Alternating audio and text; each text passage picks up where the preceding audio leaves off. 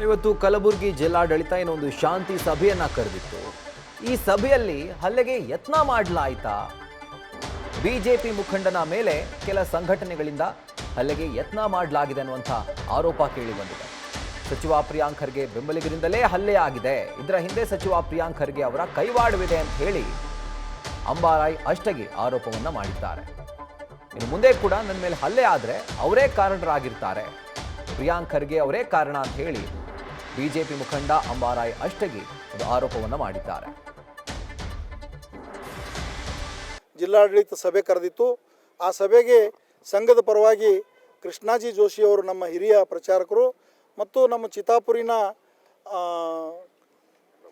ಪ್ರಹ್ಲಾದ್ ವಿಶ್ವಕರ್ಮ ಅಂಥೇಳಿ ನಮ್ಮ ಮುಖಂಡರು ಅವ್ರು ಬಂದಿದ್ದರು. ನಾನು ಭಾಗವಹಿಸಿದ್ದೆ. ನಾವು ಜಿಲ್ಲಾಡಳಿತದವರು ಮೊದಲ ಅರ್ಜಿ ಯಾರ್ದು ಬಂದದ ಅವ್ರು ಮಾತಾಡ್ರಿ ಅಂಥೇಳಿ ಕೃಷ್ಣಾಜಿ ಜೋಶಿ ಅವರು ಮಾತಾಡಿದ್ರು. ನಮ್ಮ ಸಂಘದ ಪರವಾಗಿ ನಮ್ಮ ನಿಲುವು ಹೇಳಿದ್ರು, ಎಲ್ಲರಿಗಿಂತ ಮುಂಚೆ ನಾವು ಕೊಟ್ಟಿದ್ದೀವಿ ಅರ್ಜಿ 2 ತಾರೀಕು, ನಮಗೆ ಅನುಮತಿ ಕೊಡ್ರಿ, ಮತ್ತು ನ್ಯಾಯಾಲಯನೂ 2 ತಾರೀಕು ಇವ್ರಿಗೆ ಅನುಮತಿ ಕೊಡ್ರಿ ಅಂತ ಹೇಳ್ಯದ. ಅದಕ್ಕೆ ನಮಗೆ ಅನುಮತಿ ಕೊಡ್ರಿ, ನಾವು ಶಾಂತಿಯುತವಾಗಿ ಮಾಡ್ತೀವಿ. ಕರ್ನಾಟಕ ರಾಜ್ಯದಲ್ಲಿ ಸುಮಾರು 500 ಪಥಸಂಚಲನಗಳು ನಡೆದವ, 2 ಲಕ್ಷಕ್ಕಿಂತ ಹೆಚ್ಚು ಜನ ಭಾಗವಹಿಸ್ಯಾರ.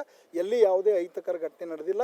ಸಂಘ ಶಾಂತಿಯುತವಾಗಿ ಪಥಸಂಚಲನ ಮಾಡ್ತಕ್ಕಂಥದ್ದು ರಾಷ್ಟ್ರ ಗೌರವ, ರಾಷ್ಟ್ರ ನಿರ್ಮಾಣ ಮತ್ತು ರಾಷ್ಟ್ರೀಯ ಪ್ರತಿ ನಂಬಲ್ಲಿ ಸ್ವಾಭಿಮಾನ ಮೂಡಿಸ್ಬೇಕು ನಾಗರಿಕರಲ್ಲಿ ಅಂತಕ್ಕಂಥ ಉದ್ದೇಶ ಇಟ್ಕೊಂಡು ಪಥಸಂಚಲನ ಮಾಡ್ತದೆ, ಬೇರೆ ಉದ್ದೇಶ ಏನೂ ಇಲ್ಲ.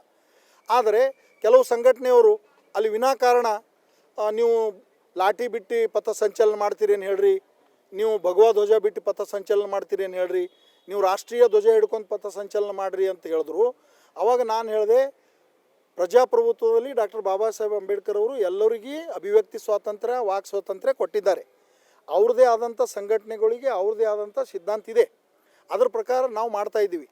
ಜಿಲ್ಲಾ ಆಡಳಿತ ಮತ್ತು ನ್ಯಾಯಾಲಯ ಏನು ನಿರ್ದೇಶನ ಕೊಡ್ತದ, ಕಾನೂನಿನ ಅಡಿಯಲ್ಲಿ ನಾವು ಕೆಲಸ ಮಾಡ್ತೀವಿ. ಕಾನೂನು ಏನು ಹೇಳಿದ್ರು ಕಾನೂನಿನ ಅಡಿಯಲ್ಲಿ ಯಾವುದೇ ನಿರ್ದೇಶನ ಕೊಟ್ಟರು ನಾವು ಪಾಲನೆ ಮಾಡ್ತೀವಿ. ನೀವ್ಯಾರು ಹೇಳೋರು ನಮ್ಗೆ? ನಿಮ್ಮ ವಾದ ಏನದ ನೀವು ಜಿಲ್ಲಾಡಳಿತಕ್ಕೆ ಹೇಳ್ರಿ, ನಮಗೆ ಹೇಳ್ಬೇಡ್ರಿ. ನಿಮ್ಮ ಅಭಿಪ್ರಾಯ ಜಿಲ್ಲಾಡಳಿತಕ್ಕೆ ತಿಳಿಸ್ರಿ ಅಂತ ಹೇಳಿದಾಗ ಕೆಲವು ಜನ ನನ್ನ ಮೇಲೆ ಮುಗಿಬಿದ್ರು. ಅದು ಅಲ್ಲಿ ಅವ್ರು ಯಾರೂ ಸಂಘಟನೆದವ್ರಲ್ಲ, ತಾವು ಮಾಧ್ಯಮದವ್ರು ಇದ್ದೀರಿ, ತಾವು ಸಾಕಷ್ಟು ವರ್ಷದಿಂದ ಇಲ್ಲಿ ಕೆಲಸ ಮಾಡ್ಲತ್ತೀರಿ, ನಿಮಗೂ ಗೊತ್ತಿದೆ. ನಾನು DSS ಸಂಘಟನೆಯಲ್ಲಿ 90ರಿಂದ ಇದ್ದವನು, 2 ಸಾರಿ ಲಾಠಿ ಚಾರ್ಜಾಗಿ ಜೈಲಿಗೆ ಹೋದವನು. ದಲಿತರ ಪರವಾಗಿ, ದಲಿತರ ದೌರ್ಜನ್ಯದ ಪರವಾಗಿ, ದಲಿತರ ಮೇಲೆ ದೌರ್ಜನ್ಯಗಳಾದಾಗ, ಕೊಲೆಗಳಾದಾಗ ಎದುರು ನಿಂತು ಹೋರಾಟ ಮಾಡಿ ಜೈಲಿಗೆ ಹೋದವನು ನಾನು. ಇವ್ರ ಹಿನ್ನೆಲೆ ಏನದ ನೀವು ತೆಗೀರಿ. ಅವ್ರ ಹಿನ್ನೆಲೆ ಎಲ್ಲ ರೌಡಿ ಶೀಟರ್ ಸರ, ಅವ್ರು ನಮ್ಮ ಮೇಲೆ ದಬ್ಬಾಳಿಕೆ ಮಾಡ್ತಾರೆ. ಇದು ಪ್ರಿಯಾಂಕನ ಇನ್ವೆಸ್ಟಿಗೇಷನ್ ಮೇಲೆ ನಡೆದವು. ಜಿಲ್ಲಾ ಉಸ್ತುವಾರಿ ಮಂತ್ರಿದು ಏನದ ಹಿಟ್ಲರ್ ಶಾಹಿ ಪದ್ಧತಿ ಅದ ಅವ್ರದ್ದು. ಅವ್ರು ಹೇಳೋದೇ ಕೇಳಬೇಕು, ಅವರು ಅಂದುದೇ ನಡಿಬೇಕು.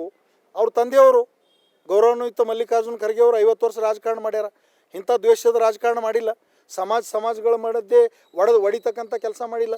ಎಲ್ಲ ಸಮುದಾಯವನ್ನು, ಅದು ಹಿಂದೂ ಇರ್ಬೋದು, ಮುಸ್ಲಿಂ ಇರ್ಬೋದು, ಸಿಖ್ ಇರ್ಬೋದು, ಜೈನ್ ಇರ್ಬೋದು, ಎಲ್ರಿಗೂ ತೆಗೆದುಕೊಂಡು ಹೋಗಿರ್ತಕ್ಕಂಥ ಖರ್ಗೆಯವರ ಪುತ್ರ ಈ ರೀತಿ ಎಲ್ಲ ಗೊಂದಲ ಸೃಷ್ಟಿ ಮಾಡ್ತಾ ಇದ್ದಾನೆ.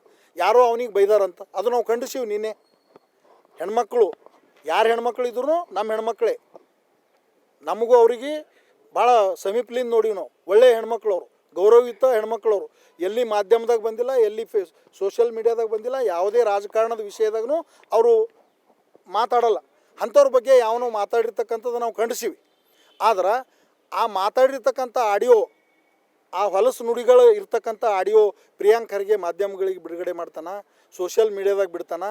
ಇದು ಗೌರವ ತರ್ತಕ್ಕಂಥದ? ಅವ್ರ ತಾಯಿ, ಅವ್ರ ಸೋದರಿಯರ ಬಗ್ಗೆ ಅವನಿಗೆ ಅಪಾರವಾದ ಗೌರವ ಅದನ.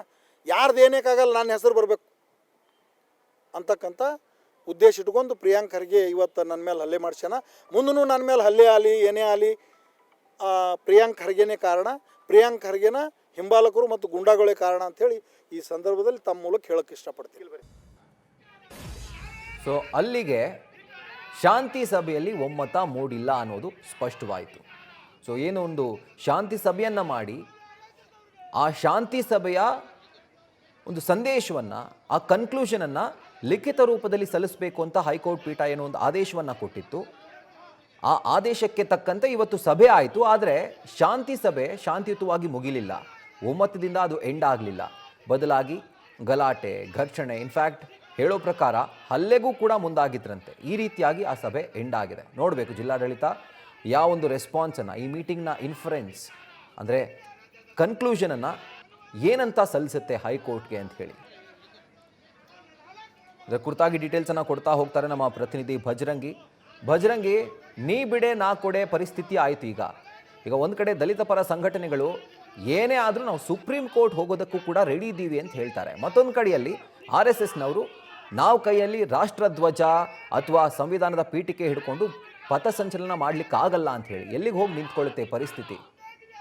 ನಿಜ ರಾಹುಲ್, ಈಗಾಗಲೇ ಚಿತ್ತಾಪುರ ವಿಧಾನಸಭಾ ಕ್ಷೇತ್ರದಲ್ಲಿ RSS ಪಥ ಸಂಚಲನ ಜಟಾಪಟಿ ಮುಂದುವರೆದಿದೆ. ಯಾಕಂದ್ರೆ ಈಗಾಗಲೇ RSS ಹೈಕೋರ್ಟ್ ಮೊರೆ ಹೋಗಿದ ಹಿನ್ನೆಲೆಯಲ್ಲಿ ಹೈಕೋರ್ಟ್ ಕೂಡ ಜಿಲ್ಲಾಡಳಿತಕ್ಕೆ ಸೂಚನೆ ಕೊಟ್ಟಿತ್ತು. ಅಂದ್ರೆ 28ನೇ ತಾರೀಕು ಶಾಂತಿ ಸಭೆ ನಡೆಸಿ ಅಂದ್ರೆ RSS ಸೇರಿದಂತೆ ಯಾರೆಲ್ಲ ಪರ್ಮಿಷನ್ಗೆ ಪಥಸಂಚಲನ ಪರ್ಮಿಷನ್ ಅರ್ಜಿ ಸಲ್ಲಿಸಿದರೆ ಅವ್ರ ಮಧ್ಯದಲ್ಲಿ ಒಂದು ಶಾಂತಿ ಸಭೆ ನಡೆಸಿ ಅದರ ವರದಿ ಸಲ್ಲಿಸೋದಕ್ಕೆ ಆದೇಶ ಕೂಡ ಮಾಡಿತ್ತು.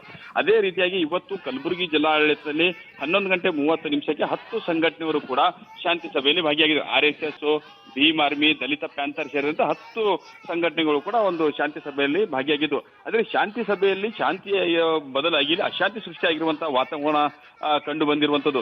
ಯಾಕಂದ್ರೆ ಒಂದ್ ಕಡೆಗೆ ಕಲಬುರಗಿ ಜಿಲ್ಲಾಧಿಕಾರಿ ಫೌಜಿಯಾ ತರ್ನುಮ್ ನೇತೃತ್ವದಲ್ಲಿ ಕಲಬುರಗಿ SP ಆಗಿರ್ಬೋದು, ಕಲಬುರಗಿ ಸಿಟಿ ಪೊಲೀಸ್ ಕಮಿಷನರ್ ಮತ್ತೆ CO ಅಧಿಕಾರಿಗಳು ಎಲ್ಲರ ನೇತೃತ್ವದಲ್ಲಿ ಕೂಡ ಈ ಒಂದು ಶಾಂತಿ ಸಭೆ ನಡೆದಿತ್ತು. ಆದರೆ ಸಭೆಗೆ ಹೋದ ನಂತರದಲ್ಲಿ ಸಂಘಟನೆಯವರ ಒಂದು ಅವರ ಹೇಳಿಕೆಗಳನ್ನು ಪಡೆಯುವಂತ ಕೆಲಸ ಜಿಲ್ಲಾಡಳಿತ ಮಾಡಿತ್ತು. ಅಂದ್ರೆ ನವೆಂಬರ್ 2ನೇ ತಾರೀಕು ಎಲ್ಲಾ ಸಂಘಟನೆಗಳು ಕೂಡ ಅಂದೇನೆ ಚಿತ್ತಾಪುರ ಕ್ಷೇತ್ರದಲ್ಲಿ ಏನು ಪಥ ಸಂಚಲನ ಮಾಡ್ತೀವಿ ಅನ್ನುವಂತ ಏನು ಪಟ್ಟು ಹಿಡಿದ ಏನು ಅರ್ಜಿಯನ್ನು ಸಲ್ಲಿಸಿದ್ರು. ಆ ನಿಟ್ಟಿನಲ್ಲಿ ಎಲ್ಲರದ್ದು ಅಭಿಪ್ರಾಯವನ್ನು ಕಲೆಕ್ಟ್ ಮಾಡುವಂತ ಕೆಲಸ ಮಾಡಿತ್ತು. RSS ಕೂಡ ತನ್ನ ಅಭಿಪ್ರಾಯವನ್ನು ವ್ಯಕ್ತಪಡಿಸಿದ್ದು. ಅಂದ್ರೆ ನವೆಂಬರ್ 2ನೇ ತಾರೀಕು ಮೊದಲನೇದಾಗಿ ನಾವು ಪರ್ಮಿಷನ್ಗಾಗಿ ಅರ್ಜಿ ಹಾಕಿದ್ವಿ. ಹೀಗಾಗಿ ನಮಗೆ ಪರ್ಮಿಷನ್ ಕೊಡಬೇಕು ಅನ್ನುವಂತ ನಿಟ್ಟಿನಲ್ಲಿ ಒಂದು ಮನವಿ ಕೂಡ ಮಾಡಿತ್ತು.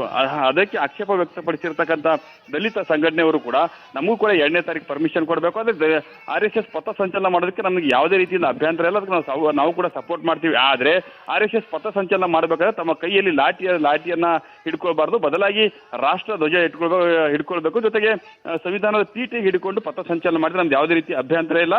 ಒಂದು ವೇಳೆ ಲಾಠಿ ಹಿಡ್ಕೊಂಡು ಪಥ ಸಂಚಲನ ಮಾಡ್ತೀವಿ ಅಂದ್ರೆ ಅದರ ವಿರುದ್ಧವಾಗಿ ನಾವು ಕೂಡ ಅವತ್ತಿನ ದಿವಸನೇ ಪ್ರತಿಭಟನೆ ಮತ್ತೆ ಪಥ ಸಂಚಲನ ನಡೆಸ್ತೀವಿ ಅನ್ನುವಂತ ನಿಟ್ಟಿನಲ್ಲಿ ಹೇಳಿರುವಂತದ್ದು. ಇದರ ಮಧ್ಯದಲ್ಲಿ RSS ಅವರು ಯಾವಾಗ ರಾಷ್ಟ್ರಧ್ವಜ ಸಂವಿಧಾನ ಪೀಠಿಗೆ ಬದಲಾಗಿ ಲಾಠಿ ನಮ್ಮ ಸಂಘದ ಸಿದ್ಧಾಂತ ಪ್ರಕಾರ ಲಾಠಿಯನ್ನು ಹಿಡಿದುಕೊಂಡು ನಾವೇನು ಪಥ ಸಂಚಲನ ಮಾಡ್ತೀವಿ ಅನ್ನುವಂತ ಏನು ಹೇಳಿಕೆ ಕೊಡ್ತು, ಅದಕ್ಕೆ ದಲಿತ ಸಂಘಟನೆ ಮುಖಂಡರು ಒಂದಿಷ್ಟು ಆಕ್ಷೇಪ ಕೂಡ ವ್ಯಕ್ತಪಡಿಸಿದ್ರು. ಆದ್ರೆ ಇದೀಗ RSSನ ಮುಖಂಡ ಮತ್ತೆ ಬಿಜೆಪಿ ಮುಖಂಡ ಆಗಿರ್ತಕ್ಕಂಥ ಅಂಬಾರ ST ಅವರು ಕೂಡ ದಲಿತ ಮುಖಂಡರು ನನ್ನ ಮೇಲೆ ಹಲ್ಲೆಗೆ ಮುಂದಾದ್ರು ಅನ್ನುವಂತ ಗಂಭೀರ ಆರೋಪ ಕೂಡ ಒಂದ್ ಕಡೆ ಮಾಡ್ತಾ ಇದ್ರೆ, ಮತ್ತೊಂದ್ ಕಡೆಗೆ ಈ ಒಂದು ಶಾಂತಿ ಸಭೆಯನ್ನ ಹಾಳು ಮಾಡಿರ್ತಕ್ಕಂಥ ಅಂಬಾರ ST ಅಂತ ದಲಿತ ಸಂಘಟನೆ ಮುಖಂಡರು ಕೂಡ ಆರೋಪ ಕೂಡ ಮಾಡ್ತಾ ಇರುವಂತದ್ದು. ಒಟ್ಟಿನಲ್ಲಿ ಶಾಂತಿ ಸಭೆಯಲ್ಲಿ ಯಾವುದೇ ರೀತಿಯಿಂದ ಒಮ್ಮತ ಮೂಡಿರಲಿಲ್ಲ. ಸದ್ಯಕ್ಕೆ ದಲಿತ ಸಂಘಟನೆಯವರ ಏನು ಮುಖಂಡರು ಭಾಗಿಯಾಗಿದ್ದರು, ಅವರ ಲಿಖಿತ ಹೇಳಿಕೆಗಳನ್ನು ಜಿಲ್ಲಾಡಳಿತ ಕಲೆಕ್ಟ್ ಮಾಡಿರುವಂತದ್ದು. ಅದನ್ನು ಕೂಡ ಹೈಕೋರ್ಟ್ಗೆ ಆ ವರದಿಯನ್ನು ಕೂಡ ಸಲ್ಲಿಸಲಿದೆ. ಇದೇ 30ನೇ ತಾರೀಕು ಹೈಕೋರ್ಟ್ನಲ್ಲಿ ಇದೇ ವಿಚಾರವಾಗಿ ಅಂದ್ರೆ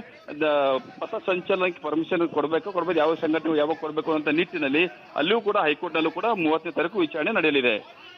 Rahul. Right Bhajarangi, thank you ಡೀಟೇಲ್ಸ್ಗೆ.